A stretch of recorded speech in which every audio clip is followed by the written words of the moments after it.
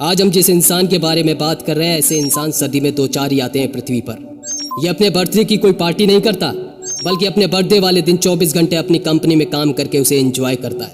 इनकी हर बात आपको दुनिया से एकदम अलग लगेगी।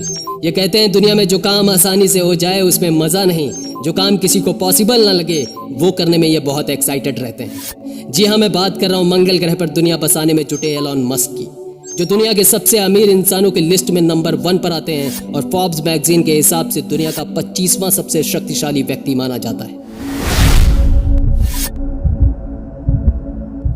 एलॉन मस्क वो इंसान जो 10 साल की उम्र में कंप्यूटर साइंस पढ़ गए, 12 साल की उम्र में घर में पड़े एक कंप्यूटर से ब्लास्टर नाम का गेम बना डाला और उसे ऑनलाइन कंपनी को एक $500 में बेच डाला।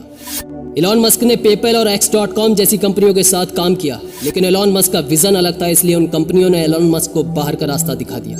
तब उन्होंने सोचा कि मैं मंगल ग्रह पर दुनिया बसाऊंगा और इंसानों को वहां तक लेकर जाऊंगा, और ये पहुंच गए रशिया। इन्होंने कहा कि कुछ रॉकेट्स का अरेंजमेंट किया जाए ताकि मैं मंगल ग्रह तक जा सकूं। इन्होंने पूछा कितना पैसा लगेगा, उन्होंने कहा $8 मिलियन का खर्च आएगा। अभी एलॉन मस्क ये सोचने लगे कि $8 मिलियन तो बहुत ज़्यादा है। जब इन्होंने नेगोशिएट करने की कोशिश की तो रशिया ने इनके प्रोजेक्ट को रिजेक्ट कर दिया और इन्हें वहाँ से वापस लौटना पड़ा। जब ये वहाँ से लौटे तब इन्होंने सोचा कि ये कंपनी अब मैं खुद बनाऊंगा और खुद सारी तैयारियाँ करूंगा। उसके लिए खुद ये पढ़ाई करने लगे। सबसे पहले तो मैं आपको बता दूं, एलॉन मस्क ने रॉकेट साइंस के लिए कोई भी फॉर्मल एजुकेशन नहीं ली, ना ही कोई डिग्री, ना ही कोई डिप्लोमा लिया है।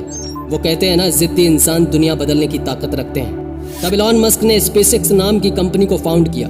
इनको देखकर ये पता चलता है एक आदमी इंटरनेट पर पढ़कर, किताबों को पढ़कर दुनिया में अपने मुकाम को अंजाम दे सकता है। इनका मकसद ये नहीं था कि रॉकेट को ऑर्बिट तक पहुंचाना है, बल्कि रॉकेट को लो कॉस्ट में ऑर्बिट तक पहुंचाना है, बल्कि उसे वापस पृथ्वी पर लैंड कराना है ताकि उसका रीयूज किया जा सके। एक प्राइवेट ऑर्गेनाइजेशन वो काम कर रही थी जो नासा और इसरो जैसी लैब्स अभी तक नहीं कर पाई थी, इसलिए एलॉन मस्क का मजाक बहुत उड़ाया जाता था। लेकिन एलॉन मस्क का जब पहला रॉकेट लॉन्च हुआ, उसके इंजन में तकनीकी खराबी की वजह से उसमें आग लग गई और एलॉन मस्क का भारी नुकसान हो गया और उनका पहला मिशन फ्लॉप हो गया। जब इनका दूसरा रॉकेट लॉन्च हुआ, वो स्पेस तक तो पहुंचा पर स्पेस से ही ऑफ रूट हो गया और वो ऑर्बिट तक पहुंचा ही नहीं। ऐसे ही जब इनका तीसरा रॉकेट लॉन्च हुआ, वो भी स्पेस से ऑफ रूट हो गया।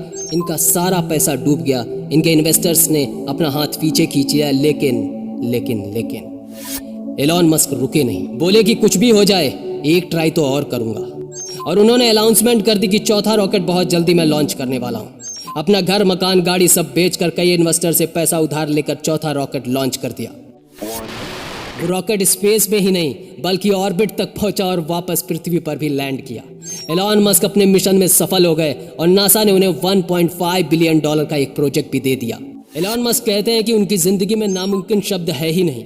वो कहते हैं दुनिया में सारे काम किए जा सकते हैं, गोल वही होना चाहिए, बस तरीके और स्ट्रैटेजी बदलने की ज़रूरत है।